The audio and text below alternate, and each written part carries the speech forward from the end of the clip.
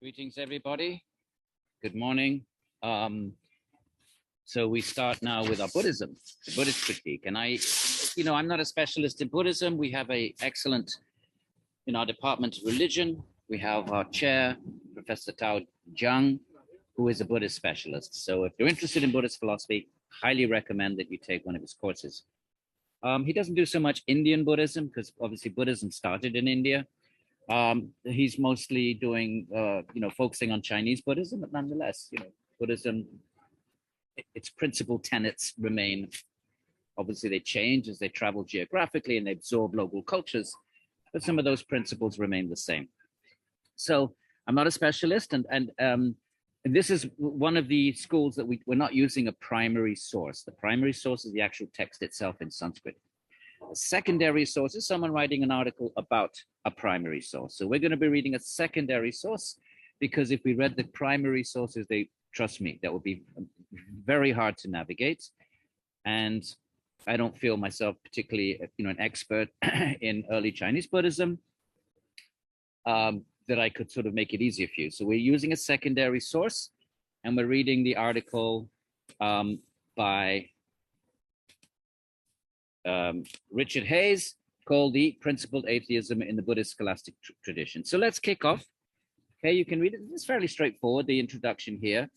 And, the Buddhists have always been resistant to the notion of Ishvara, even though they have a concept of the Buddha nature right here, where, there's sort of three expressions of the Buddha, and one of them is the Buddha as kind of like the whole cosmos.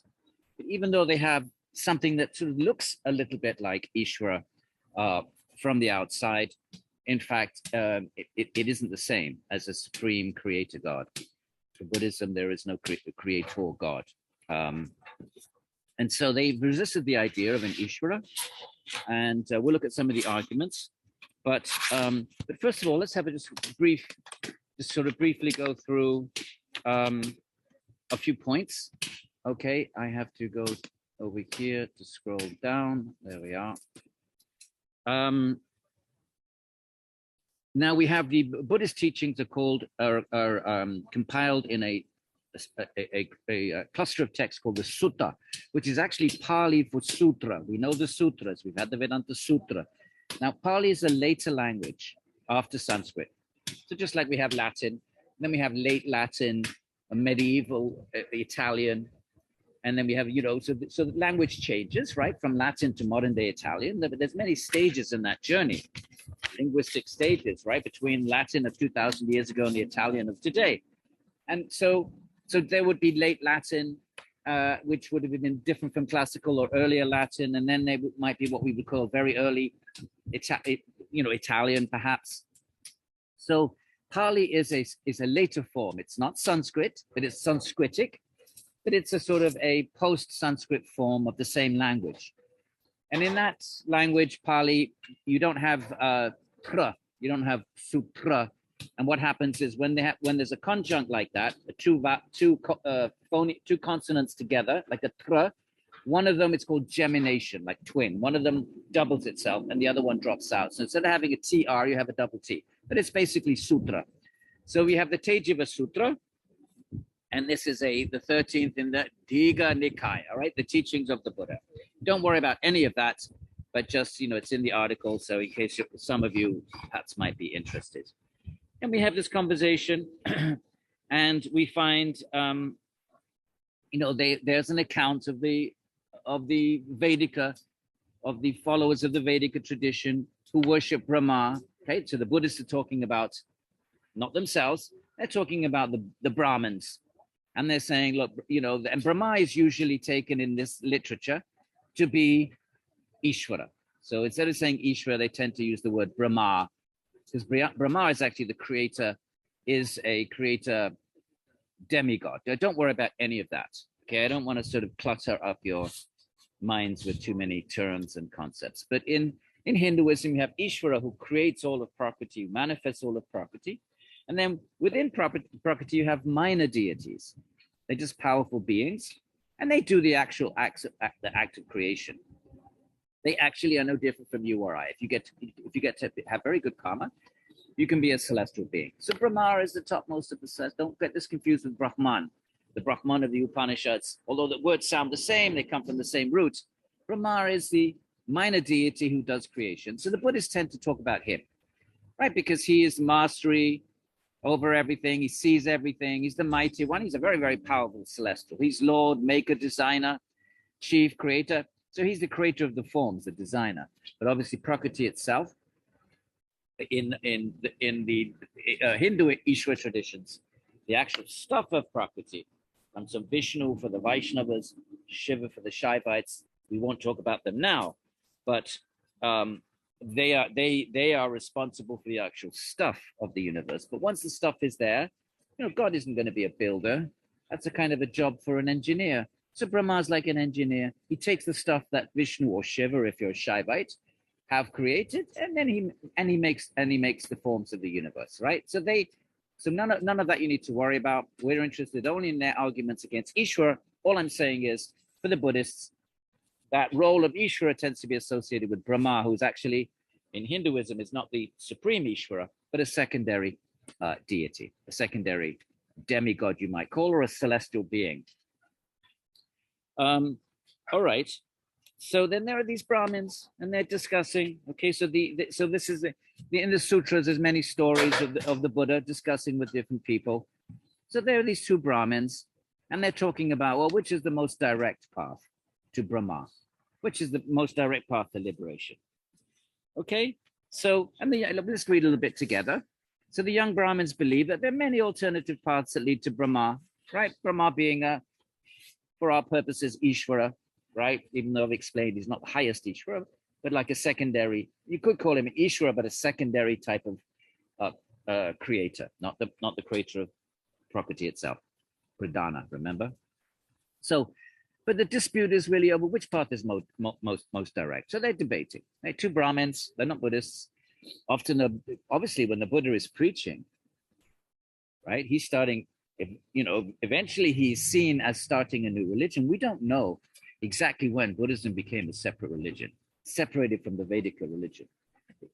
There's a 400-year period, and scholars have different opinions about that. There's a 400-year period before the Buddhist canon, their texts were formulated and compiled into the Buddhist canon. That's 400 years. That's a very long time. That's like, when was America discovered? 400 years or something like that.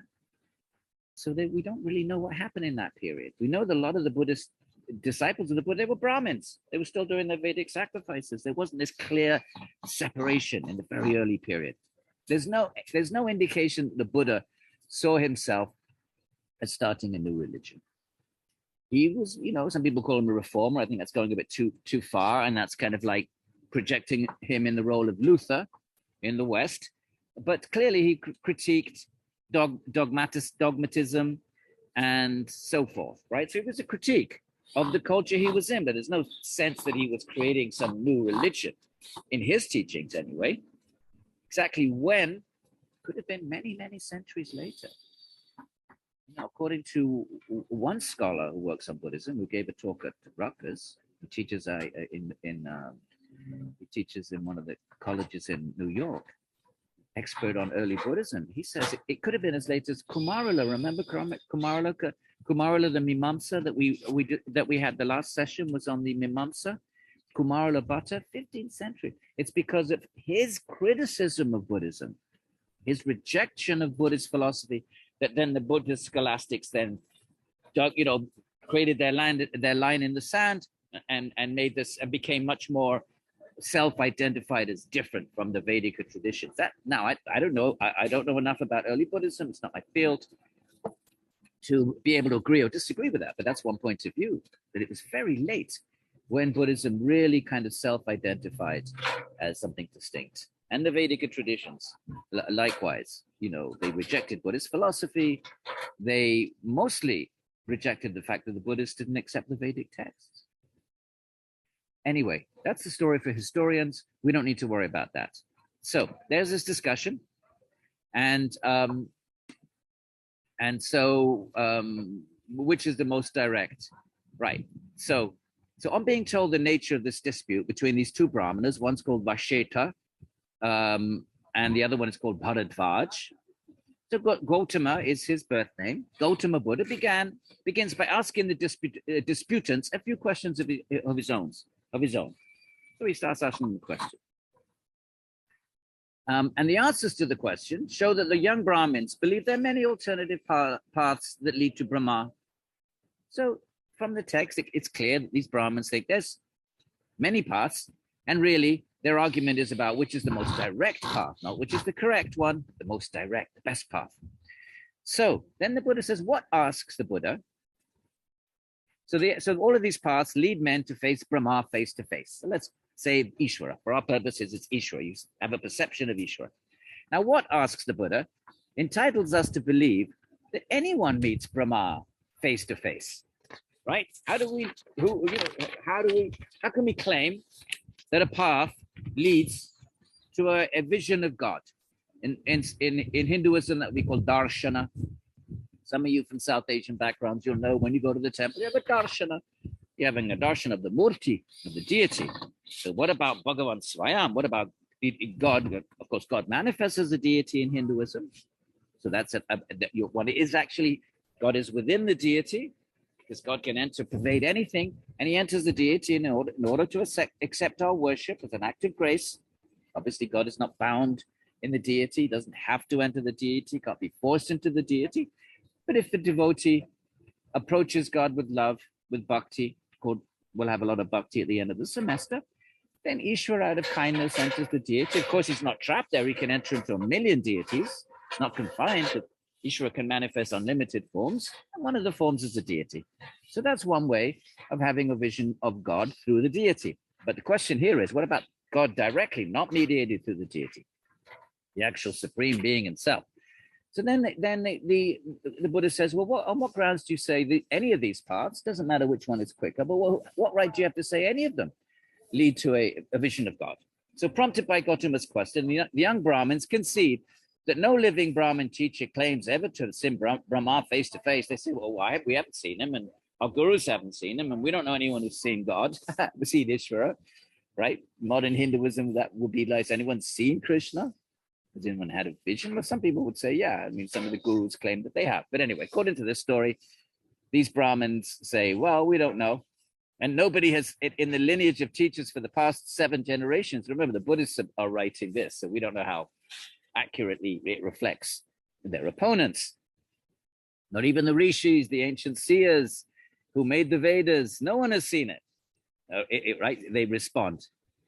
So then we have this astonishing state of affairs from the Buddhist point of view, in which the followers of the Brahmanical religious tradition, the Vedas, are striving towards a goal, right? A vision of God, a vision of Ishvara, for the existence of which no one has any evidence. Well, where's the evidence for that there really is a God that you can see? Their religious goal, says the Buddha, is laughable, hasaka, vain, ritika, empty, tuchaka. And then he goes on to say, right? He says, well, it doesn't matter what the path, you're arguing about which path takes you to God, but whichever path, any path that might take you to God, has anyone actually seen God irrespective of the path? Has anyone actually seen the God who's the goal of these paths? And that's his question. And then when the answer is no, and we don't know anybody who's seen him, then the Buddha sort of mocks that. Says, well, that's just blind dogmatism. And then he gives this example. And here he's talking about the Atman, because Buddhists also accept the Atman, but the same argument can be applied to the Ishvara. They are, he says, like a young man who goes about saying, I love and cherish the loveliest woman in the land, but never seen him. You cannot say whether she's high or of high birth or low, of pale complexion or dark, whether she's a city dweller or a villager, and doesn't even know what her name is. In short, the poor fool does not know, directly or indirectly, the identity of the woman he claims to be in love with. So is he really in love at all then? We are entitled to wonder then whether he's really in love at all. So this is the Buddha's criticism. Now notice he's not giving a philosophical argument against Ishvara. He's just saying you are following on the path that you believe will take you to an entity called Ishvara. He's not rejecting the possibility that there might be an Ishvara. He's not mounting a philosophical defense like the previous, like the Mimamsas do. And we'll find more. In this section on atheism, we'll encounter other arguments, including in this particular paper. Later Buddhists will mount a philosophical defense. We're talking about the Buddha himself now. He never mounted a philosophical rejection of Ishvara. He just said, well, has anybody seen Ishvara? Buddha was not a philosopher, a practical, enlightened being. That his sort of teachings are very practically grounded. Okay, so notice this: the Buddha's reaction to those who seek to meet the Creator, right? When we're using the term Ishvara in this course, is not to deny that such things exist. He never denied it existed. Rather, it is to take the epistemologically cautious stand. Epistemology means, how do you know something? How do you know there's a God? Not arguing whether there is or there isn't, but how do you think you know there is a God? That's called epistemology. What are our means of knowledge? He takes the epistemologically cautious stand that even though the loveliest woman in the world may exist, but if you haven't seen her, how do you know that? And even if you see, and even one might very well see the person who uniquely answers to the description of the world's loveliest woman, and yet not realize that she is the person. Maybe you do see God, you don't realize it's God. Or maybe you're trying to see something no one has ever seen. That's one argument. You're claiming to see, you want to see God that no one has ever seen, number one. Number two, well, what if you even do see God? How do you know it's God? How do you know that if you see a lovely woman, that she is the loveliest woman in the land? So how do you know if you see God that being is the supreme creator? That's the second argument. Okay, so this is the Buddha's. Kind of approach, is not to reject. And here we have, as we have seen in the Brahmajala Sutra. This is another Buddhist text. Don't worry about it. But in the same larger text called the Digha Nikaya, the case can be made that people often misinterpret religious experience, and that sounds like modern psychology of religion.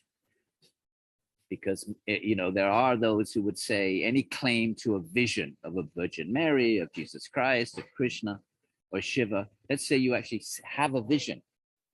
Well, there are psychologists of religion who say, well, fine, you think you've had a religion, but how do you know it's not a hallucination? So there are currents in the academic study of religion that are not willing, that are atheistic, that don't accept that there's some soul or Atman or some supreme being. And even if you claim to have seen them, or someone claims to have seen them, they will try to undermine your very own experience. Which is really a problematic thing to do if you think about it. Someone has the audacity to claim that you're having an experience, and some other person who hasn't had that experience, an outsider, is going to then make the claim that your experience is not what you think it is. They know what it is, you don't. That they are a superior intellectual entity that can interpret your experience for you. That's so arrogant and intellectually obnoxious. But nonetheless, there are those in the psychology of religion that will claim that, okay, you think you've had an experience, how do you know it's not a hallucination? And it's not so easy to answer that. But, how do you answer that? How do you know it's not a hallucination? I think there are actually Buddhist philosophers that say, remember, Shankara says the whole world isn't a hallucination, it's a mirage. So anyway, so that's what he's talking about here. And as we see in this text, the case can be made that people often misinterpret religious experience and draw false conclusions from them. The Buddhists were saying this. How do you know it's not a hallucination? Which should make one suspicious of even the very claims of direct experience of such things as unsurpassed masters. Well, one could say the same about the Buddha then. If the Buddhists want to say that about the Hindu experiences and the visions of God, well, the Hindus can turn around, of course, and just use the same weapon and say, well, you're following this Buddha, and he's claiming to have enlightenment experience. How do you know he's not hallucinating? So the argument can sort of backfire as well. Okay, but that's what Hayes is discussing here. And let's go down to here.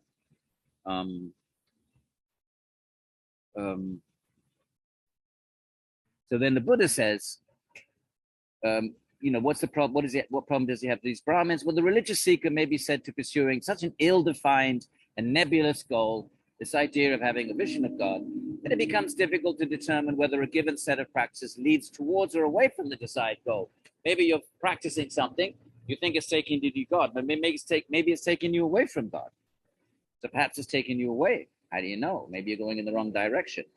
In contrast, now obviously, if the Buddha is teaching, the goal of Nirvana, which is the goal of Buddhist enlightenment, towards which Gautama's disciples strive, is sufficiently definite. It's something practical in this world and something you can immediately engage. And what is it? The elimination of selfish desire and hostility. We don't have to posit some nebulous God or some never perceived Atman. Of course, yogis will say, of course you can perceive the Atman, and then we'll see that in the Yoga Sutras. But the Buddha says, well, we don't know about these things. Maybe they're there, maybe they're not. But if you follow my teachings, I'll give you teachings that are immediately practical, immediately doable, and everyone can work on them. You don't have to put your faith in something that may or may not be true. And what is that? And what is the teaching of the Buddha? The elimination of selfish desire and hostility. And then a disciple can have a very clear idea. You know you're making progress. Whereas you never know if you're seeking God. You could be, what if there isn't, you don't even know if there is a God. You believe there's a God. So you could be on a path, it could take you many lifetimes and you're just going nowhere because perhaps there isn't a God. So you never have that definitive surety. You're never absolutely sure that you're heading in the right, that there even is a goal. And even if there is a goal, whether you're heading in, if you're taking the right path. But the Buddha's teaching, says the Buddha, you know immediately if you're making progress. If you're eliminating desire and anger from your mind, you know that. You get angry, well, then that's a test. You experience it, you become subject to desires, then that's a test that you're not making progress. Are you becoming free from these? Well, then you are making progress. And it's a goal to be realized in this life, not some future existence. Okay? So this is then the, and at the bottom here, so the Buddha Gautama is portrayed not as an atheist. Notice, it's not saying there is no God. He's not arguing, using philosophy to argue against God. No, what is he portrayed as? But rather as a skeptic, we don't know, with respect to other teachers' claims to be able to lead their disciples to the high. But he's a skeptic. We don't know, is there an Atman? Is there a God? We don't know. What we do know is we're subject to desire and hostility. So how about we work on those? And that will give us enlightenment, according to the Buddha, right? So the Buddha is, these are simple instances down here on his well-known aversion to speculative views concerning matters that are beyond man's ken. The Buddha did not engage in metaphysical speculation, theological speculation. It's just speculation. How do you know it's not just, just mental, just imagination, mental construct? So he is averse to speculation, but he doesn't take a position about whether maybe some of the speculations are true, maybe they're not, maybe there is a God, maybe there isn't.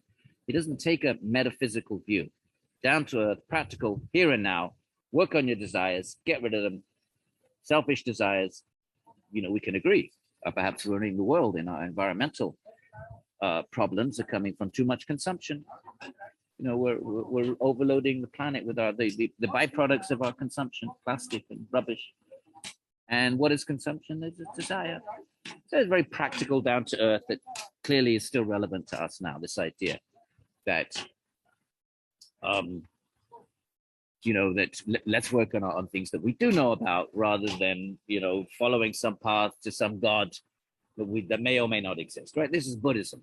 Okay, obviously the Indians have very strong responses to that, the logicians, and we'll look at some of those later on.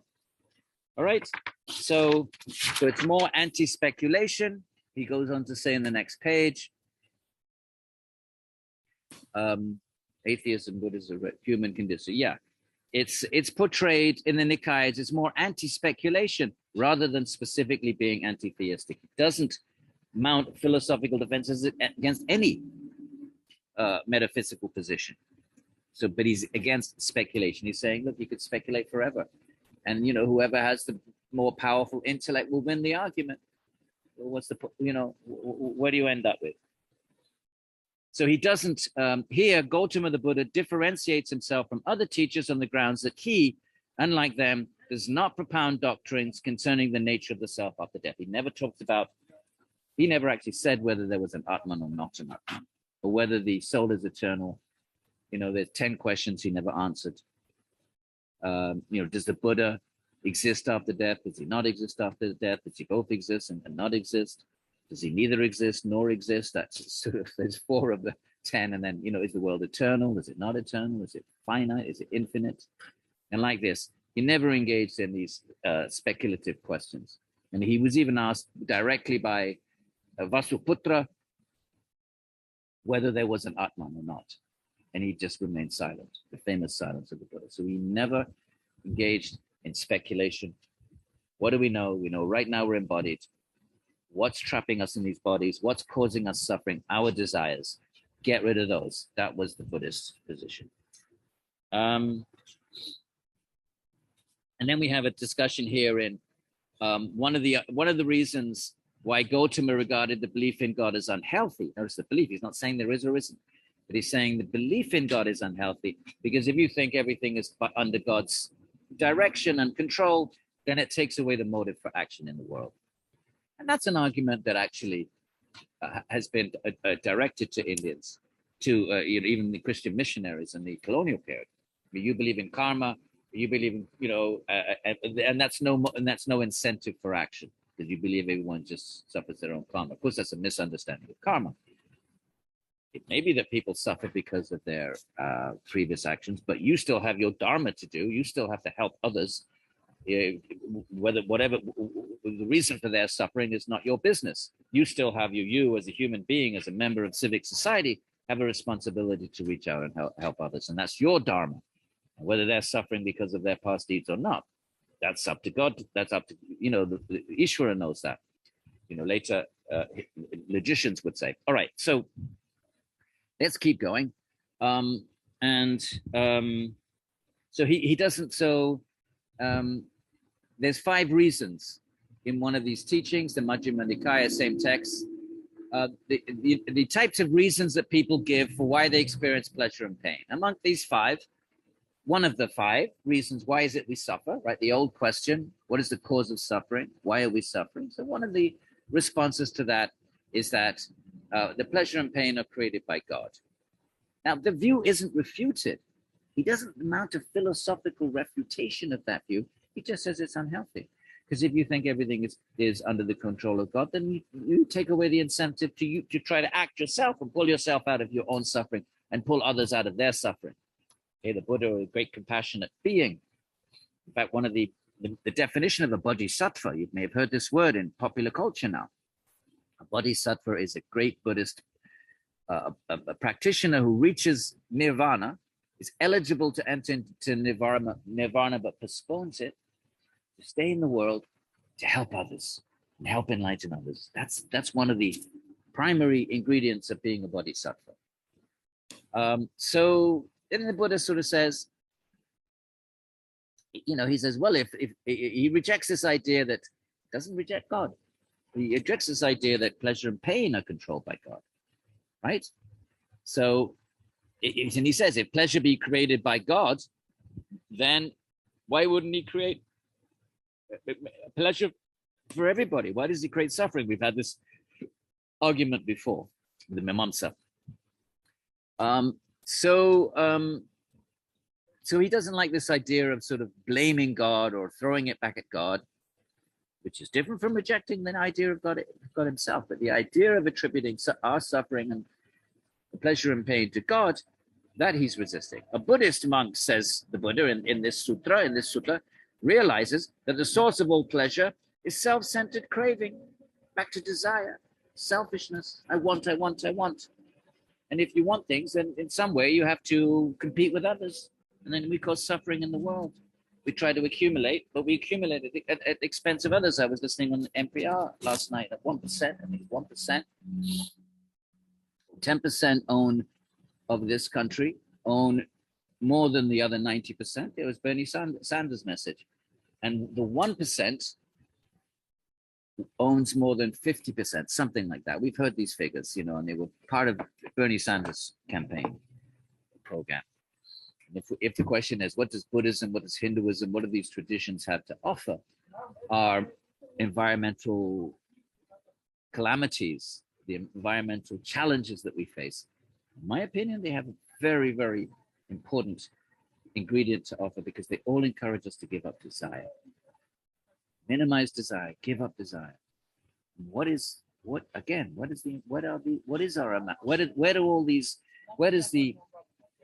environmental impact? Where is it coming from? All the plastics in the ocean, all of that is coming from consumption. This is all the after effects of a consumer culture where the goal of life is in a capitalist economic system. It's all about consumption, right? So capitalism means you have to make a profit. You have to create things and market things, and you have to sell things. So you have to create desire in the minds of people. Maybe they were happy living simple lives, and you have to tell them, no, you need this, you need this, you need this, and you advertise.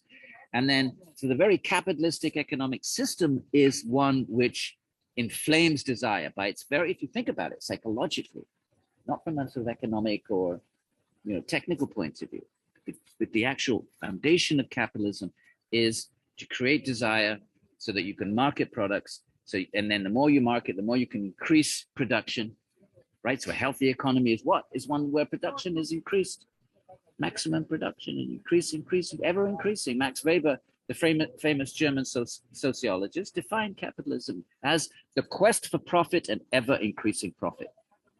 No morality. There's nothing in capitalism that requires you to be moral, to have concern for your fellow human being. No, those principles come from our religious traditions and philosophical traditions. So this idea that desire is really at the cause of our, many, social injustices, exploitation of other cultures, just rampant capitalism with no restraints, produce, buy, sell, market, buy, you need this, you must have a desire for this. If you want to be, successful, you need to have all these things. So you see how desire lies at the base of all of that. So these teachings, Buddhists, yogis, Vedanta, all of it agree on this. No differences on this. Krishna even says it in the Gita. Kama esha, krodha esha, raja guna samudbhavaha. Desire is the enemy. So here we go. Back to the Buddha now. And so the Buddha says, a Buddhist monk says, the sutra realizes the source of all displeasure is self-centered craving. And what's happiness? Detachment, simplicity, dispassion, free of desire. You're content with very simple, very little. You become peaceful. The more you seek, the more you crave, the more your mind gets agitated and the more frustrated you get when you can't attain the things you need. The more frustrated you become. And if you can't attain them, you become frustrated. If you do attain them, they don't satisfy you for very long. Then you want more, something else, a new model of the iPhone or whatever. Your mind isn't peaceful. So this teaching, it's not, not directly connected with Ishvara, but I think it's really important for us to think about this in this course. What do these ancient Indian traditions have to offer us in the modern day? Well, that's one very powerful message, that desire is simply makes us miserable, dissatisfied, ever craving more, and it destroys our environment. I just think that's an important enough point for me to, to spend a few minutes on, and here it is right here, right? The source of all displeasure is self-centered craving. That's another word for desire, called tanha, or trishta, or raga in the yoga. Many words, karma. What's the source of happiness then? Non-attachment and dispassion, my friends. Simplicity, lead simple lives. Don't get sucked up into a consumer type. We're living in a consumer culture. So to live simply is kind of hard because people might think you're a failure or something. But you set that intent, you look in your own mind. When you seek a desire, notice how you become frustrated if you can't attain it. And if you do attain it, you become dissatisfied. All right, but let's move on back to, sorry for the background noise. I got painters here. Now we'll later Buddhist then mountain. Okay, so let's wrap up this section on the Buddha himself. at least in terms of how he's presented in the suttas. Remember, the suttas are not compiled for 400 years.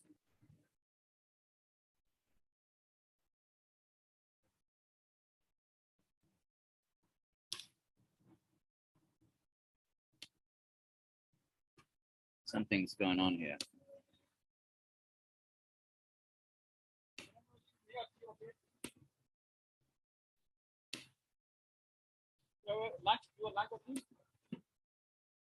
Okay, I don't know what happened just then. Perhaps there'll be a jump in the narrative. All of a sudden, I get this message from Zoom.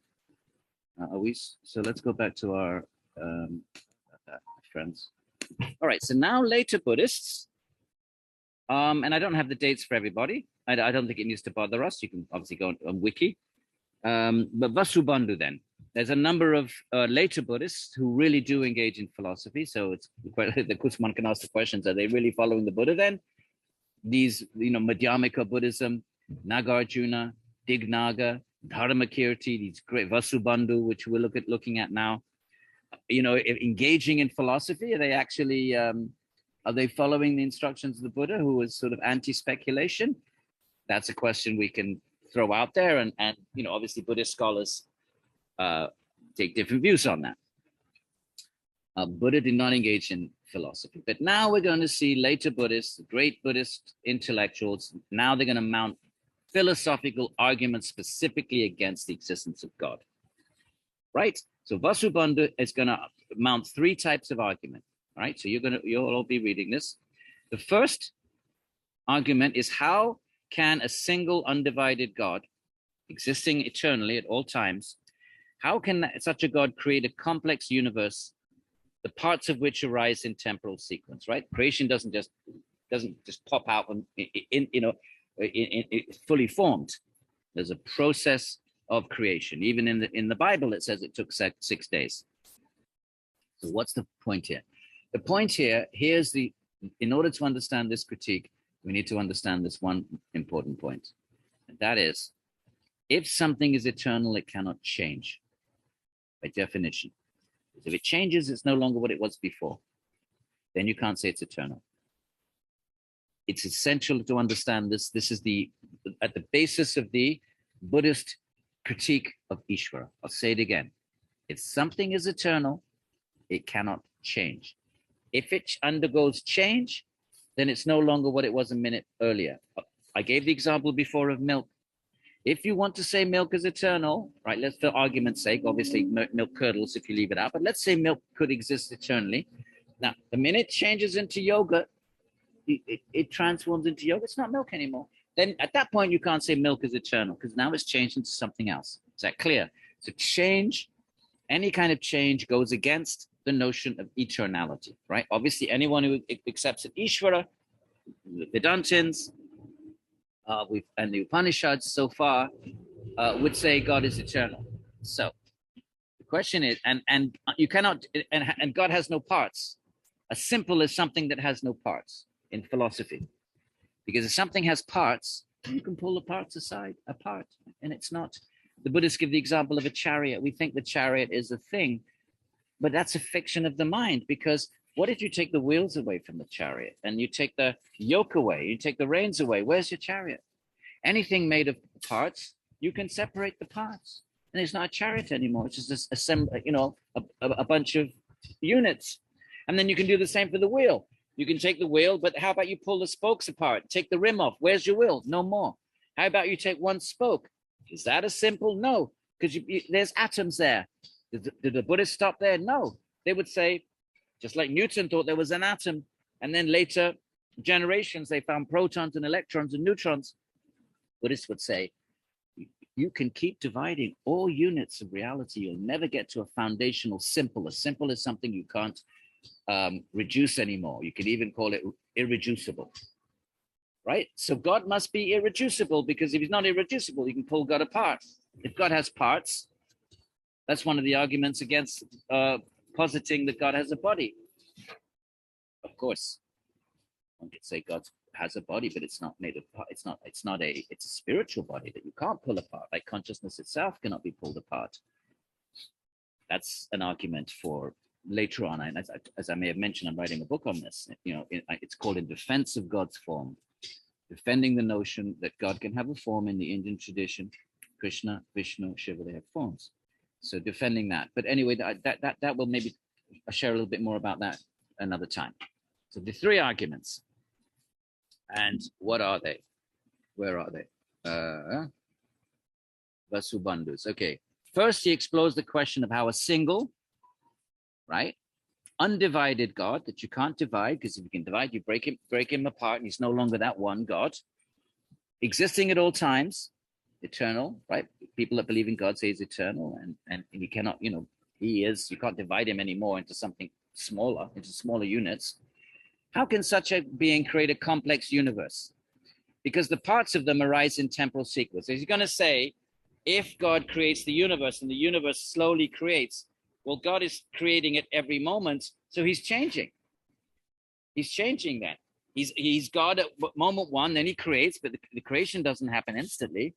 So then it slowly unfolds, but he's involved with the whole process. So day number 2 is a different God, because he's because his creation has changed, and if he's absorbed in that creation, if he's connected to that creation, then he's changed by dint of that connection. And day 3 and day 4 and whatever, 14 billion years, he's constantly changing. And if he's changing, you can't say he's eternal. That's the main argument.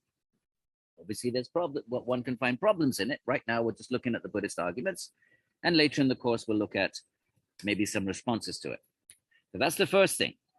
The second, same as Mimamsa. What's the psychological motivation in creating the world? Why would a benevolent being create a world of suffering? And third, what's the relationship between God as the principal creator and auxiliary causal factors? Does God need to use tools or other ingredients to create? And if so, then he's not supreme. He's dependent on something outside of himself. If he needs to use auxiliary, like is matter already existing? And does he need to use existing matter to create? Well, then he's dependent on something outside of himself. And you cannot say he's omnipotent and supreme and absolute in all ways, because he has some dependencies on other things that he needs to use for creation. These are the three arguments. Number 1, again, a single undivided God can only create in one instant. And that's it, because otherwise he would change. And even if he creates in one instance, they're going to argue he's changed, because he was God before creation. And then the God after creation is not quite the same God, because now he's the post-creation God. Somehow he's been affected by the very act of creation, so he's changed. So they want to try to argue what they're trying to nail down, and this is the most important philosophical argument, right? So it's important we understand it. What they want to try and nail down is you can't have a God who's changeless. And that's what the theists are going to have to respond to. You can't say God is eternally changing, eternal and changeless. You can't say that. All right, so please keep that in mind. The second one, the psychological, we've had that before. Why would God desire? Does he have a desire? Does he need something? Then he creates. Then he's not self-content. He's not self-fulfilled. If you have a desire, it means you're lacking something, right? I want to eat breakfast. Well, I'm lacking. I'm hungry. Therefore, I'm subject to a desire. That desire has control over me, and I'm missing something. Okay, that's the second argument. And the third, does he need other bits, equipment, or other ingredients in creation? And that's going to create the problem that then he's no longer supremely independent. He now becomes a dependent God, dependent on other things. And most people who believe in God like to think of God as independent. Okay? And now later philosophers wrote more extensively on each of these three issues than Vasubandhu. Vasubandhu is the first one. But for the most part, they didn't explore other issues. In other words, these three issues, later Buddhist theologians, they embellished them, they elaborated on them, they developed them, but they're the same basic three arguments that go back to Vasubandhu. Okay, so these are the three, three arguments. Now, let's have a look at, the first one is the most important. If we don't have time for God, the psychology, we've already, why would God create? The second one, we don't have time for that. That's fine, because we covered that with Mimamsa. It's the same argument. By the way, these arguments floated around and were shared by the different schools. I think we have a slightly longer class today, because the last class with the second half of Mimamsa, as I recall, it was only 50 minutes. So if we can go over our hour and 20 minutes. Okay, let's see how we do. The most important thing is to give a good get a solid understanding of what the Buddhist critique is. And I think this reason number one is the best argument, the one that that the theists have to really engage and respond to philosophically. Right. So let's see the argument. So here we go. Let's go up a bit. Am I on the right page? Let's go to, no, we go to the next page. Boom. Right, the first argument, God's unity. He's one unified simple. Remember, what is a simple? Can't be divided. That's what a simple means. Maybe it means that, I don't know what it means in mathematics, but in philosophy, that's what it means. A simple number, is that what it means in mathematics? You would know. I know a lot of you are doing the sciences. Drop me an email. Is a simple number a number that can't be divided? Maybe like 1, 3, and 5 and 7. I don't know. In philosophy, a simple entity in reality is one that can't be divided. Now, first he explores the question of how, we read these. So the first one is God's unity. The position that Vasubandhu and most other Buddhist scholastics accepted is that the world is caused by virtually infinite number of causes.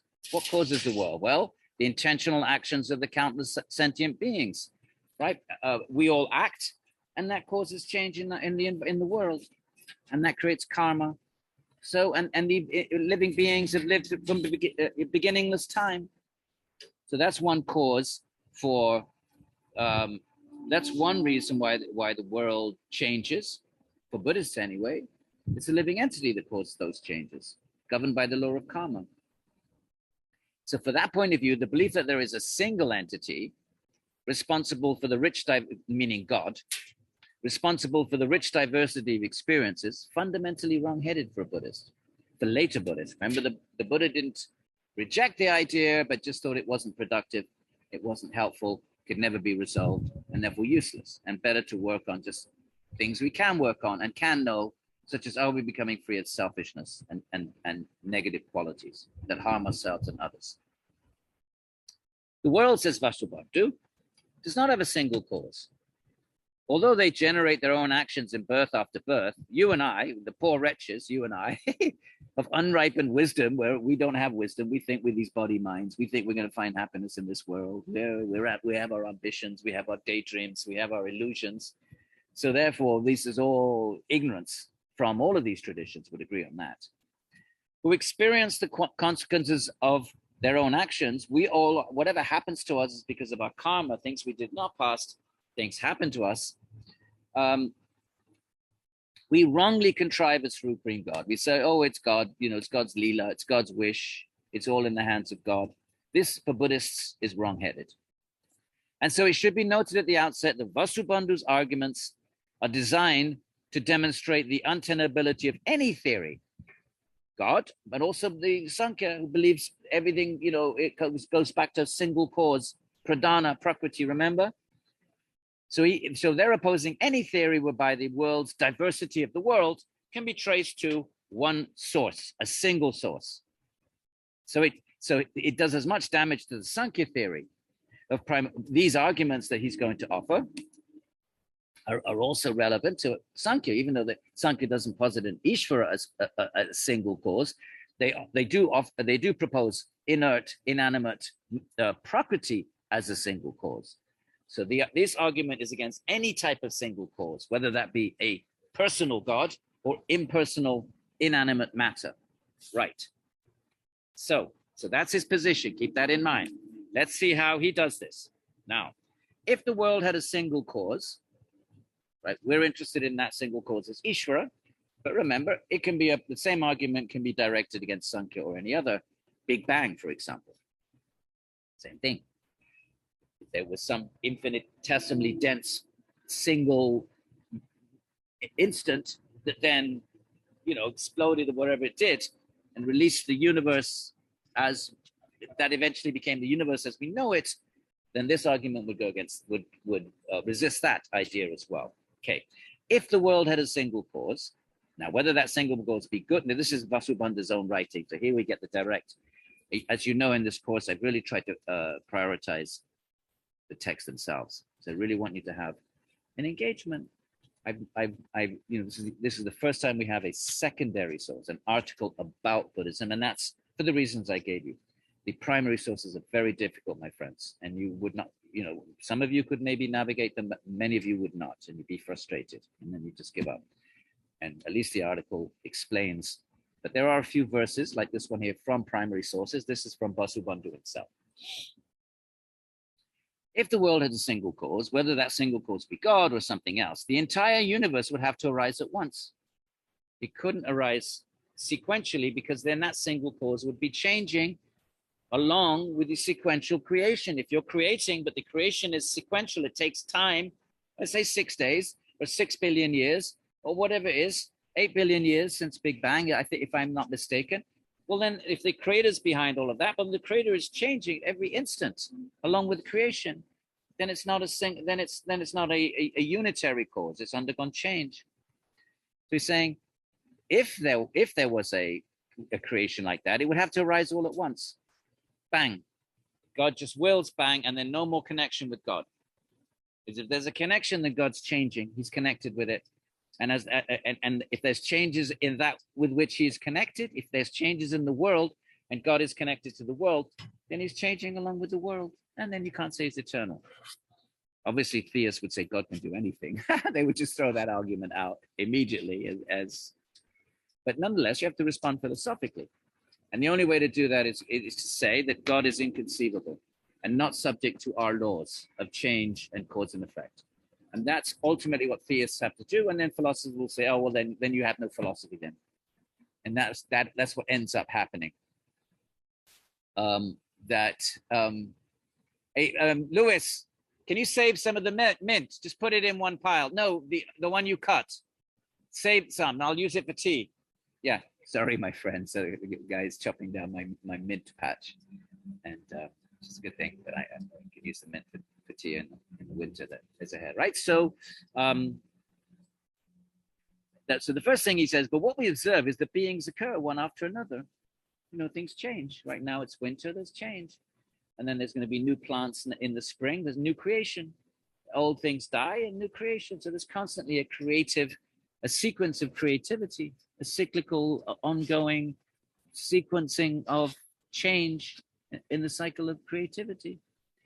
Then now he considers a theistic response.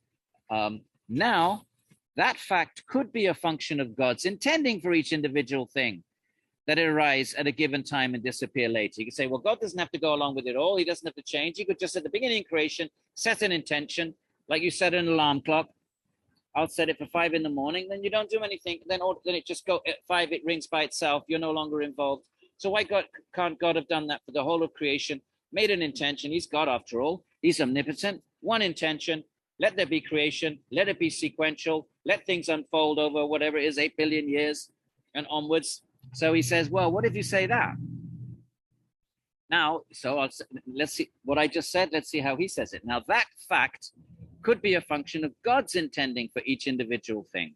He intends that it arise at a given time and disappear sequentially through time. But in that case, there are numerous intentions. There would have to be an intention for each change. And it would turn out that the cause of the world is manifold. So there's many causes, meaning many intentions. So now you've got many intentions, okay? That's not what the theist would say. The theist would say, what if there's just one initial intention? He's going to get to that. But right now, right now he's just dealing with the fact, well, it's just God's intention. God's not changing. But then there's lots of intention. That plurality of intentions would be simultaneously. If you have a plurality of intentions, you're going to say, okay, let the world be in state A at time 1, in state B at time 2, right? So in the summer, let there be plants. In the winter, let there be no plants. That's time 2. In the spring, that would be state 3. The flowers would come. That would be time 3. Okay, so this change of states. Now he's saying, well, moreover, that plurality of intentions would be simultaneous. You'd have to put all of these multiple intentions simultaneously. Why? For the reason that God, which is their source, putatively has no internal divisions. You can't have a sequence of intentions in God's mind, the Buddhist wants to argue. Vasubandhu. Vasubandhu wants to say, you can't have a sequence of intentions of God in God's mind, right? Let this be the state at time 1, and then at time 2, a different state, then a third state at time 3, because then you have all these different intentions in God's mind. That would mean that God's mind is divided into different intentions. So those are kind of like parts then. They're like psychic parts, just like there's physical parts. The finger is a physical part of the body, right? So if you have a body, it has physical parts, but a thought is a psychic part, and the next thought that's different from it is a different psychic part. So now you've created internal divisions in God's mind. That's what Vasubandhu is arguing. If you have a sequence of intentions to correspond to the universe unfolding sequentially, let's say it's been 8 billion years, there's 8 billion intentions, one for each year. Obviously, you'd have to have an intention for every second, but let's just go with the years. That's an infinity of intentions, and that means God's mind is divided, and therefore you can't say he's eternally an eternal being, because he's changed with each intention. Okay? So as will be discussed more fully in section 3, this argument was one to which Buddhist academics repeatedly resorted. The same argument surfaces throughout Buddhist, Dharmakirti, Dignaga, later Buddhists, when they're arguing against Ishvara. The same argument, they may make it more sophisticated, they may tweak it, but this is the argument. Not only in arguments against theism, Ishvara, but also in their arguments against any hypothetical entity that was supposed to retain its singularity, its singular, unchanging, one single unit, a unity, he calls it sometimes, or a singularity, same thing, one unchanging, undivided cause. The Buddhists would say that's incoherent to posit such a cause while possessing a plurality of parts or characteristics. If that entity that cause has many parts, either physical parts or intentions, thoughts, different desires, let it be, let creation be, okay, let it now dissolve, let there be no, all of these indicate parts or divisions, and therefore go against the argument of a simple, undividable God. I hope it's somewhat clear. Okay. So Vasubandhu argued that if it is claimed that God is real and simple, it cannot consistently be said to have a plurality of separate intentions, one for each object in the universe. For everything to be, there has to be an intention behind it. Let there be trees, let there be plants, right? Like in Genesis, in 6 days, let there be fish in the water, right? But for each object, there will be a separate intention, like from God. And that means God has parts, mental parts, psychic parts, but still divisions in the mind. Okay? So if God's uniformity is taken seriously, that there's one simple, indivisible God, then what? Then we have to have only one intention that is applicable to everything at once, just one. And that's God's very nature, very being is to have this one intention. And if that single intention is let it be, let there be creation, one intention, then everything will be all at once. It would all happen at once. A simple God can create, it would seem, only a perfectly static universe. You could create once, but there'd be no change. Because what's the cause behind each change? It had to be another intention, another intention, another intention. Let's say you go with Nyaya and say God oversees the law of karma. So every instance of karma that you're overseeing, you're making sure the fruits are connected to the deeds. The effects are connected to the cause, right? I act, I do something bad. Now something bad comes to me. That's the law of karma. If you want to say that you need a God to make sure all the right effects are coming, are connected to the right causes, then for each one of those, God is changing. He's conscious of it, changing. So this is the argument. So if you just said, let it be, and then God just steps back, like the deists would say, like a clockmaker, you just wind it up and then you don't have to do anything. Wind up the clock and walk away, and it will just keep ticking. So if you do that, then you would create only a perfectly static universe. Nothing could change, because behind each change, of course, the theist would just say, God creates karma. He creates a law. And that law then takes care of change. So, obviously there's obvious responses to this, and perhaps you've already, you can think as we go along. What would your response be if you were a theist, right? Even if you're not a theist, actually, by the way, in philosophy, it's very good. Train your mind and take both points of view, bracket your own belief, and sometimes sort of develop the atheistic arguments in your own mind, and come up with, if you were a theist, maybe you are, but either way, how would a theist respond? And that's good, and that's good training in philosophy, that you sort of sometimes defend a point of view that may not be your own, but you still defend it. Okay.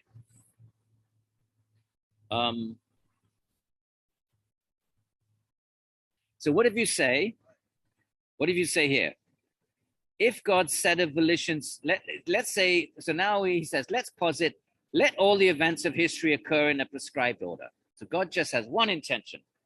He doesn't have to have an intention for each instant. He just has one intention and says, I'm going to set up the system so that everything unfolds by itself, and that's it. If you say that, the problem still remains that in order for the intentions to be realized by being translated into action, some change must occur in something. If you set it up and say at time 1, this will happen, the fish will be created. Time 2, this will happen. Whatever Big Bang, go with Big Bang, whatever, gases form, and the story better than I. It's been many decades since I studied physics. We never learned Big Bang. I think I was a little bit before Big Bang. When did Big Bang, wasn't it in the 50s? I was in school in the early 60s. I don't think it had really percolated down into the science departments when I was a kid. Can you imagine that, going to school at a time the Big Bang wasn't like really that time. It wasn't being taught in my school anyway. So, so for each, and God says, let there be one intention, and I'm going to set things up in such a way that it evolves by itself. But then what's going to trigger each moment of that evolution is, look, the problem still remains that in order for the intentions, God's initial intentions, to be realized, God steps back, one intention, okay, that's it. Universe is like the clock. I wind it up and I step back, and just the clock itself, through its own mechanism that I set up, will tick away. If you do that, if you want to posit that, in order for the intentions to be realized by being translated into action, each moment, that potential, God invested it with the potential. When the right time comes, it will create change. God set it up from the beginning. But what's going to trigger the change at that time? The problem still remains that in order for the intentions to be realized by being translated into action, some change must occur in something. Some potentiality must be converted into an actuality. Okay, so let's say go with Big Bang. And then there's what? I don't know, gases and tiny particles. You know the story.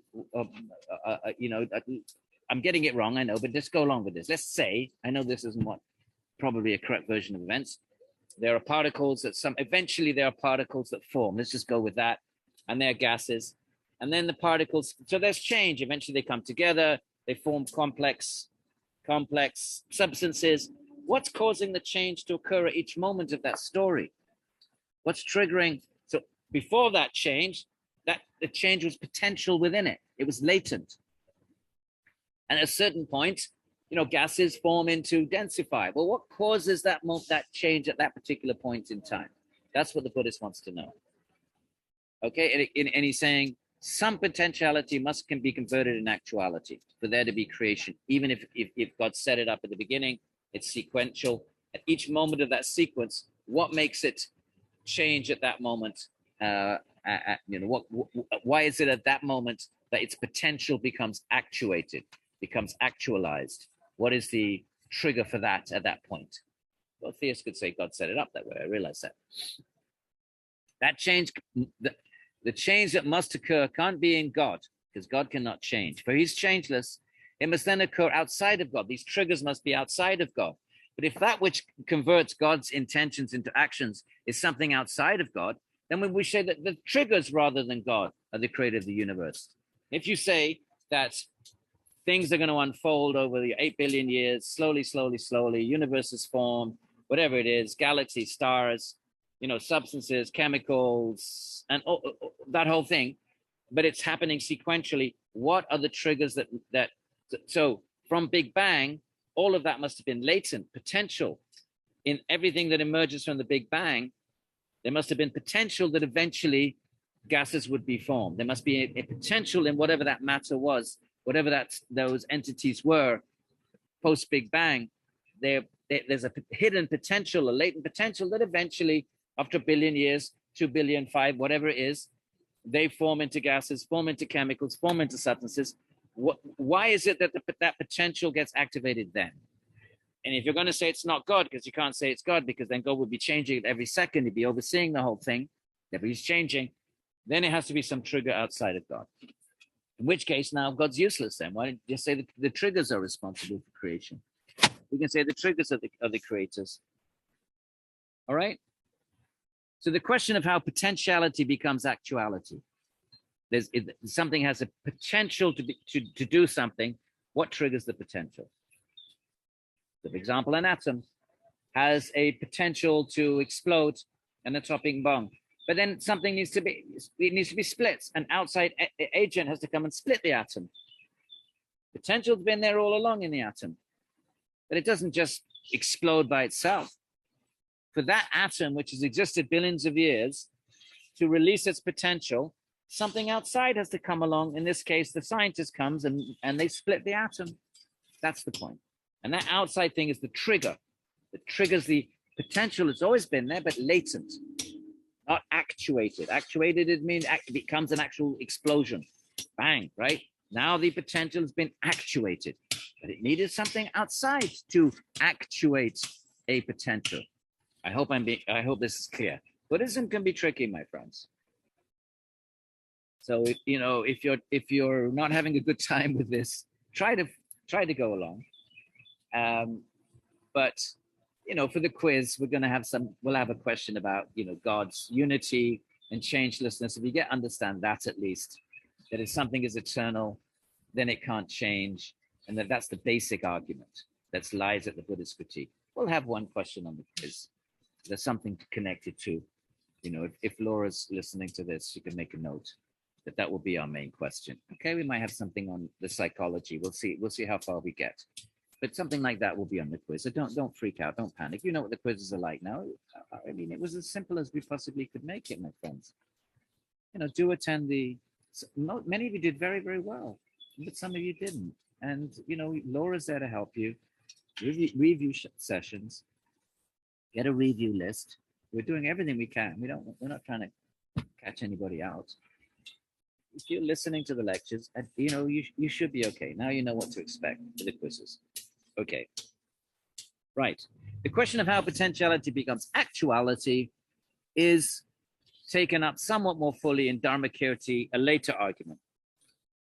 Right? The first observation that Dharmakirti, a later Buddhist theologian, makes is that permanent, unchanging entity such as God would have to be exactly the same nature before the creation of the world as after.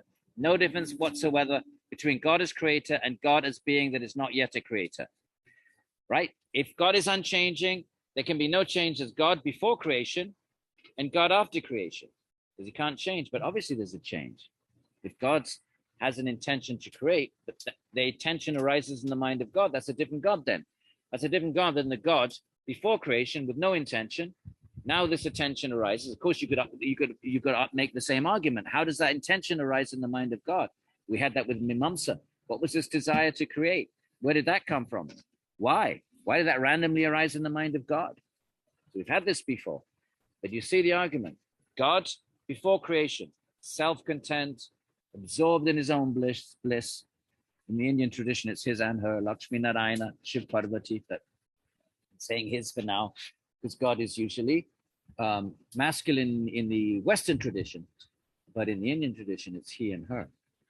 Because all the forms of Ishvara almost all of them have a consort. You have to say he, she. I'm just going to say, I don't want to start using terms that are not in the tradition. I'm teaching the tradition. You can apply a feminist critique as much as you like, and that's fine. But let's first see what the tradition says. We're not going to change the words in the tradition.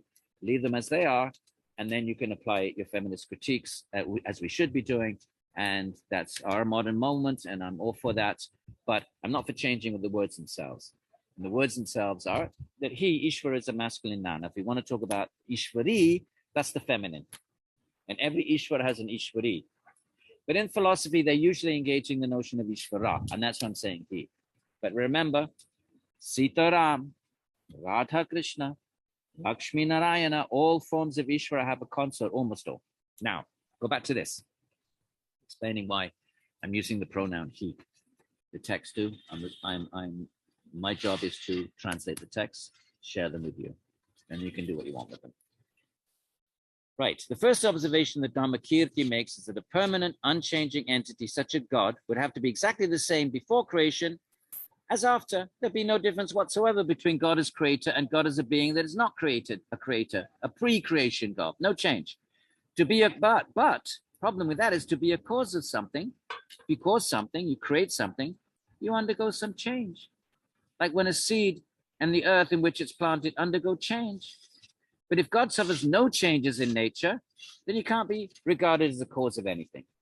God cannot be the cause of anything, because to be a cause of something, you change before you create, you're in one state.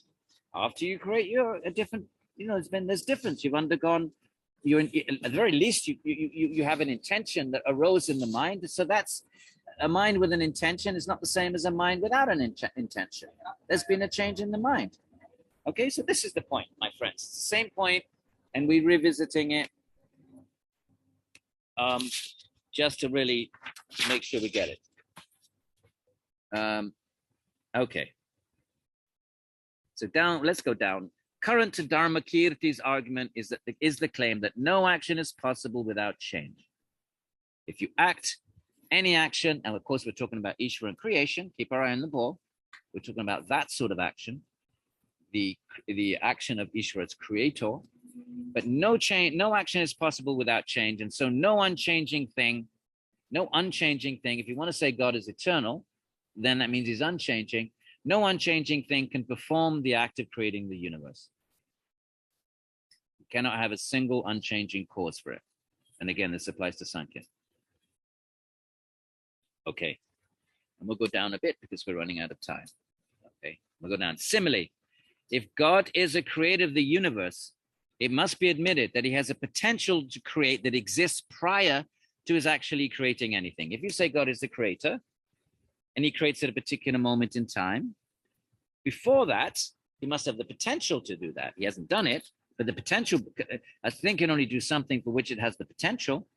The atom has a potential to explode, but it doesn't do that until you split it, but the potential's there all along. So if you say God is the creator, creates at a particular moment, the potential must be there. But then if we take this, right, I'll read it again. If God is the creator of the universe, it must be admitted there's a potential to create that exists prior to his actually creating anything. But if this is so, we must ask, how does that potential become realized? How does the atom's potential to explode become realized? Well, the scientist splits it. That's how it becomes realized. Well, what about the mind of God then? What triggers that intention into actuality that God says, okay, gets up in the morning, now, today I shall create. I'm being silly, but you get the point. If there's an eternal God and then creation occurs, Buddhists say, no, the creation is eternal. There is no creation. The universe is eternal, like the ancient Greeks said. And like Western physicists, Newton said, it's only Big Bang that caused physicists to posit it when they realized the universe is expanding. And if something's expanding, you can trace it back, then it must have had an initial point from which it expanded out. It was only when they discovered, in my understanding anyway, that the universe is expanding that they then posited a moment, which I think is 8 billion years ago, when all matter, all reality was condensed in this, whatever it was, an infinitesimally dense sort of moment of matter and reality. Okay, but Buddhists would say it was eternal. Hindus would say it's cyclical. I'm not sure if the Buddhists accepted a cyclical universe. I think some did. I don't know if they all did. I'm not sure about that, so don't quote me on that. But the point here, from our point of view, is a changeless God cannot create anything without undergoing change. So if God is a creator of the universe, it must be admitted that he has a potential to create that exists prior, just like the atom has the potential before it gets split. It's had it for 8 billion years, and then the scientists come along in the 60s and split it. But those atoms have been around since the Big Bang. So that's they've had that potential for 8 billion years, but they needed something outside of themselves to realize the potential. So a visible object's potential to be seen, for example, is triggered into actuality by factors extrinsic to the visible object itself. There must be light. There must be a sentient being with an eye that's working, an attentive mind, right? So this has an object to be seen. But in order for that, it's potential. It has the potential to be seen. But to actualize that, there needs to be outside things like light. There has to be a person to see it, consciousness. There has to have equipment like a lens, and the eyeball with the lens to see it correctly. Okay, so all of these are factors. Or else the potentially visible object cannot actually be seen. But notice the point is what? That the factors outside of the object. The atom needs something outside of itself to realize its potential. I don't think it's a good example, but the example he gives, the object has the potential to be seen. But it could be, you could put it you could bury it underground and it's never seen.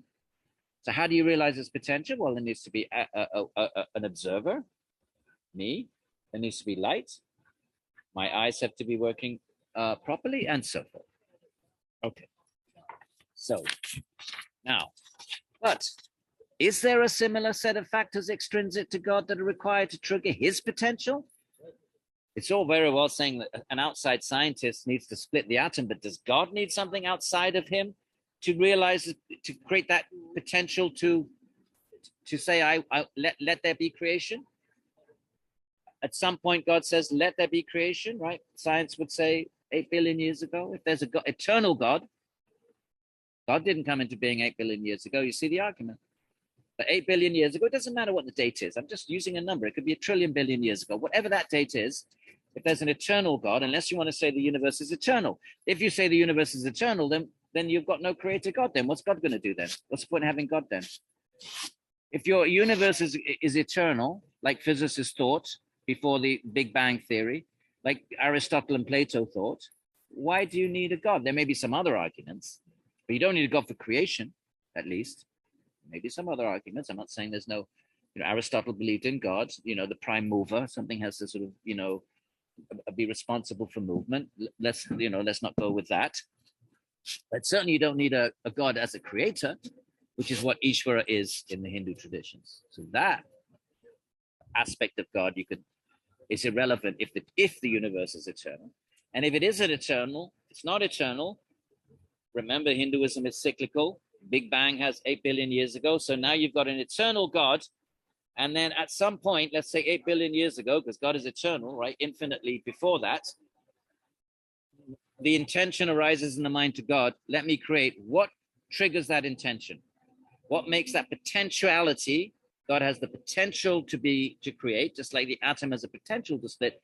What makes that potential go into actuality? And the Buddhists say, well, that has to be something outside of the mind of God. Right? But is there a similar set of factors extrinsic outside God that are required to trigger his potential to create? If you say yes, then God is at least not a sufficient cause for creation. He's not sufficient. He needs other things. Therefore, he's not independent. He now becomes a dependent God, and he needs some factors outside of him to trigger that potential in his mind. Now, whether he's a necessary is a separate question. Is he at least necessary? Maybe he needs other things as well. But is he one of those necessary things? He's saying, we're not going to discuss that. That's a separate thing. But if there are no factors extrinsic to God, because theists don't want to accept that, they don't want to say that, yeah, God needs this, that, and the other to trigger the potential.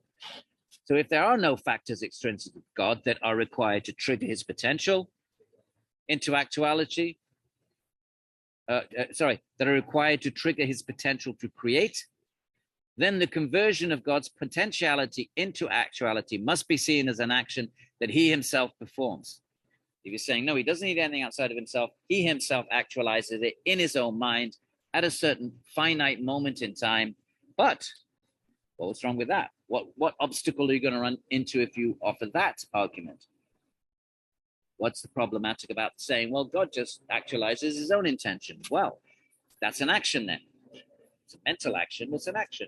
And there's physical action, there's mental action. When you think, or you entertain an intention, there's an action going on in your head. If God performs an action, then he must undergo change. All action is change, my friends. Back to that basic same point. If you get that, you get the whole critique. Any action requires change, including a mental action. Let there be creation. And then, if there's change, it's not permanent. Then you can't say God is eternal. That's the crux of the Buddhist argument.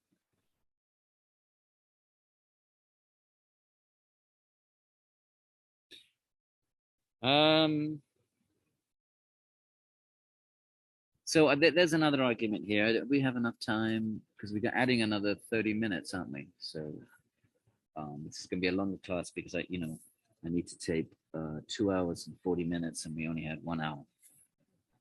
Right? We had 1 hour, so that means now we only have another 20 minutes. Okay, we'll skip this argument. We go down to here. Not only can a changeless being, not only can a changeless being like God or Ishvara not create the world of sequential events, given the arguments of previously that things unfold in a sequence. Here's another theologian, right, building on Vasubandhu's argument. Later Buddhists build on that and tweak it, make it more sophisticated, and so on. Not only can it says Shantarakshita, not only can a changeless being not create the world of sequential events, but he cannot even know about the world of change. Because if you know about it, then your knowledge, the world is changing, so your knowledge of it has to keep up with the change. So your knowledge of it is changing to keep up with the changing world. You wouldn't even know about it. You end up like Aristotle's prime mover, no connection with the world whatsoever, for the same reason. Aristotle does accept a God, but he posits a changeless God, and therefore, how does the world of change connected to this changeless God? It doesn't come from God. God is absorbed in his own being. You see, it's the same problem as the Buddhists. In Aristotle's prime mover, absorbed in his own being, but he's like a magnet that the other lesser gods are attracted to him, and they set for him there was movements of the stars and the constellation. It doesn't matter. They set the movement of the universe is because it's attracted like iron filings are attracted to a magnet, but the magnet doesn't change. That's how he has it. They're attracted to this divine perfection, and that attraction sends the wheels of the universe in motion, something like that. So Aristotle actually understood the Buddhist arguments. He actually accepted the Buddhist arguments that God cannot change. So he has the prime mover, not connected to the world at all, not the God of devotion. You can't pray, nothing like that. He's completely absorbed in his own being, because if he was connected, he would be undergoing change. If you pray and God's aware of your prayer and then you reciprocate a change, okay? The theist would say, you're trying to trap God in your mental speculations. God is infinite, omnipotent, do anything, can change. The changeless one can undergo change and not subject to our laws of matter, and therefore can act in the world and still be unchanged. So they would mount arguments that maybe we'll look at another time to just scorn all of this. But nonetheless, these are philosophical arguments. They're powerful arguments. So back to Santarakshita. So not only can a changeless being not create the world of sequential events, but he cannot even know about the world of change. Even if there were a simple, beginningless and endless being endowed with the faculty of intelligence, such a being could not know about the events of the transitory world. No point praying to him. For if such a being knew each event separately as it occurred, then he would have a plurality of cognitive acts. He would know everything. Now I know this. Next second I know that. Now I know this. Now I know what's going on in America. Now I know what's going on in India. Now I know what's going on a year from now. These are all different cognitive acts, and therefore they're parts. Then there's a plurality of mental states, and therefore God has parts. Right? For if he knew each event separately as it occurred, then he would have a plurality of cognitive acts and would lose his unity. He wouldn't be a unified entity. He would have an infinite number of parts in his mind. You see, would know each and everything. But if he knew all events at once, let's say you say, well, he knows everything at once, then he would know the essential characteristic of events, which is that they occur in sequence. If you know everything at once, your knowledge of everything at once is that you know that everything you know is unfolding in sequence, so you're still trapped with the problem of being aware of sequence. Knowing all events in history at once, and besides, what would that be like? Let's look, he gives an example. Knowing all events in history at once, if you knew the entire history of the human race, of creation, of the movement of every atom, of gases solidifying, everything, it would be like hearing every note in a melody played at once. So the entire melody is a sequence of notes, right? Da, da, da, da, da, da, da.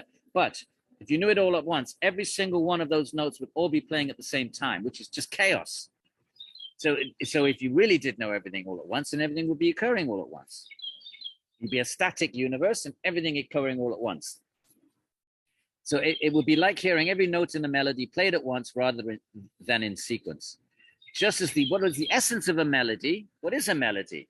It lies in the sequentiality of notes, rather than the mere presence of notes. A melody is nothing other than a sequence. You can't have it all played at once.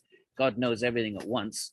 Everything would be just, one sort of act of consciousness. There would be just chaos. And so concluded Shantarakshita, if God is indeed simple and eternally changeless, he cannot participate in or know about history, can have no involvement with the sequence of history. And so and if that's the case, what's the consequence of that? So maybe, okay, God, Aristotle's prime mover then. He's just immune. He's absorbed in his own essence. What's wrong with saying that? So those of us who are caught in history can derive no benefit from God's existence at all. In that case, what's the point of having God? We can't pray to him. He can't do anything for us. He can't extend grace to us. So then what's the point of having it? Might as well just discard God then, if he's completely immune from history. All right. So as can be seen from the above discussions, wrapping it all up, my friends, Vasubandhu's claim that a complex world, a world with parts that has internal parts and temporal parts, it unfolds sequentially, it cannot have a simple and thus eternal cause. It was a very powerful and rich claim indeed, which thinkers were still exploring and expanding upon for several centuries. That basic argument, you can't have a solitary single cause that has no parts. It can never be connected with the world of change, and therefore it can never be connected with creation. That argument, and we've, I think, hopefully discussed it at length, provided the basis for a lot of Buddhist philosophizing over the centuries. Now we set the second, remember there were three arguments, and one was God's motivation. I think we're back, we recognize these arguments, they're much easier. So take a little breather. Why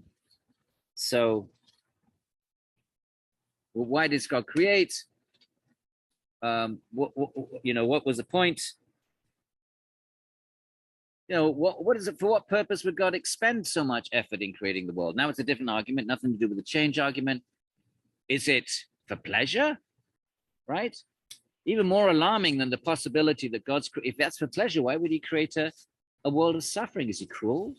What an awful person creates a world full of suffering. Even more alarming than the possibility that God's creation of the universe was a mere indulgence in hedonism, that God simply creates just out, he's bored, wants to have fun. Oh, let me create a world of suffering. Hedonism means just to enjoy it. Let me just enjoy, creatures squirming and suffering and dying and all of that awful stuff that goes on in reality. So even worse than that is the possibility that it was an act of cruelty, as evidenced by God's apparent willingness to allow his creatures to err and suffer. Isn't it cruel? You let your creatures make mistakes and then you smash them with the law of karma and have awful wars and butchery You know, and not just amongst humans, my friends. Think of the animal kingdom, animals ripping each other apart, insect kingdom. Let's read that something. If God allows his creatures to be afflicted in hells by many guardians, the guardians of hells, and takes pleasure in that, and Buddhists also accept hells, but we can just talk about hell in our world if we don't, you know, want to stretch it to other worlds. If he allows this, then should we prostrate ourselves before such a God as that? You want to worship a God like that, a cruel, nasty, awful butcher? Again, here's a verse. Because he torments, because he is severe, because he is cruel and full of might, because he devours flesh, blood, and marrow, they call him the dreadful Rudra, Shiva. So that's a direct attack against Shiva as Ishvara. So this argument wasn't really stressed very much. You know, it's an obvious one. It circles around all the atheistic schools. We saw it with Mimamsa. So this issue of the creator's motivation was not stressed by later theologians. This is Vasubandhu, but we've already met Dharmakirti, Shantarakshita, and Kamala Shila, later theologians who take these arguments and rework them, but they don't do much with this argument, right? You don't need to know any of these names. You just need to know the Buddhist argument. I won't even ask you to remember the name of Vasubandhu, even though this article is mostly about Vasubandhu. Okay, so this is the second reason for rejecting God. Why would he do it? Here's a later theologian, Jayanta, working this argument, reworking it. Here it is. Did the Lord of creation undertake the creation of the universe just as it is after he had pondered upon a purpose? Did he have a purpose? What was it? What was the purpose? That's the first point. We just had that previously. What's the purpose to create? You create a world of suffering. Why? If the undertaking were purposeless, there is no purpose. He just does it randomly. Then he would be like a madman. Because what's a madman? Oh, Jayanta, he's really, you know, speaking his mind here. Either he has a purpose, then what is it? Why would he create a world of suffering? Is he cruel? If he were nice, he would make a nice world with no suffering. Of course, they reject the whole notion of God creating for the first set of arguments and change. Now it's a different approach. Forget about the change argument. Let's look at the motive. It's a psychological argument. What would even be a motive? If you're a nice guy, why would you create a nice God? Why would you create suffering? And then right? But if you had no purpose at all, then you're a madman. What's a madman? Someone who wanders around with no purpose. In that his action would not be preceded by reflection. A madman does something without reflecting on it. So that's not going to work very well. Okay, going down a bit, 3 lines. The standard answer that the theist gives to this question is that God created the world out of compassion. That's not quite right. God created free will. He wants the creatures to be free, but then there's the law of karma. If living entities afflict suffering on each other out of free will, then they need to experience that same suffering in order to encourage them to not act like that. That's the point. So that's the theist argument. Number 1, free will. And number 2, you need a place for free will to be expressed. Therefore there's creation. It doesn't answer all the questions, but it answers some questions. It creates other questions. You know, there's always, in philosophy, you solve one problem, but you create another problem. So that's just the nature of philosophy. But let's say you say, okay, free will, and you create the world, and then the living entities are free. Some of them are bad. They cause each other suffering. So they need to experience what it feels like. That's what karma is. You do something, now you experience it, and that maybe hopefully will make you be a little bit more careful and compassionate to others when you suffer yourself. So therefore, it's just action, reaction, whatever you do, exactly that thing comes back. Just complete cause and effect. Anyway, so that would be the part of a theistic answer. So then, but Jayanta is not happy with that. So he says, if you say that God created out of compassion, for whom are we to believe that God has compassion? Compassion is a response to beings who are in pain. But surely there can have been no beings in pain before the creation of the universe. You want to say God is compassionate for those who were suffering. But why was there suffering in the first place? Before creation, no one was suffering. So you can't say God created the universe out of compassion, because there were no beings to be compassionate to. There was no suffering before the creation. So he's arguing. I don't know if it's a very good argument. I don't think anybody just says he creates the world out of compassion. It's mostly a free will type argument. And then back we are to we're familiar with this one. Mimamsa had this one. Kumara Labhata, previous lecture. Since God is supposedly omnipotent, he might have created a universe in which sentient beings felt only joy and happiness, instead of this sorry world in which what little pleasure there is fleeting. Right? We mostly suffer, but we have fleeting pleasure, and serves only to taunt us in our misery. All right? But perhaps we can conclude that creation was a joke. This is all Jayanta. That God played to amuse himself. But Jayanta has the atheists say, if the creation was a joke, it is one, the humor of which is too subtle for the sentient beings to appreciate. It's been very sarcastic. It's all a big joke of God. Well, we don't find it funny. We don't appreciate the joke. Neither is the magnanimous one's joke appropriate, which causes dread in all his creatures. We're all terrified. If you think about it, we all have fear of death, surely. We have fear of old age. We have fear of accident. We have fear of COVID. So it's dread, right? So, nor is this great effort to play it. You know what? I don't know what that means. Okay? But this line of attack was not as commonly used by Buddhists, because clearly these are not very good arguments. There's easy ways to respond to them. So this line of attack was not as commonly used by Buddhists, academics, as the more fundamentally persuasive argument on the metaphysical consideration, which we just discussed in number 1, the problem of God's unity and permanence. All right, so there's no need then for us to dwell any longer. So he doesn't continue with that. And that's all. There is this third factor, but I think we've done enough, my friends. What I really want you to be clear about is the world of change, right? What about God as one causal factor? Does he need other things to help him create? Are there other causal factors? Let's not discuss that. Obviously, the theist would say no, and I don't think these are very interesting arguments. Okay, so the main argument, and I'm supposed to go on for what, 20 more minutes? I've gone on for, we're good, right? If I do 1 hour, 40 minutes, then I've made up the 20 minutes. Oh, I need to make up 30 minutes. It doesn't matter, 10 minutes here or there.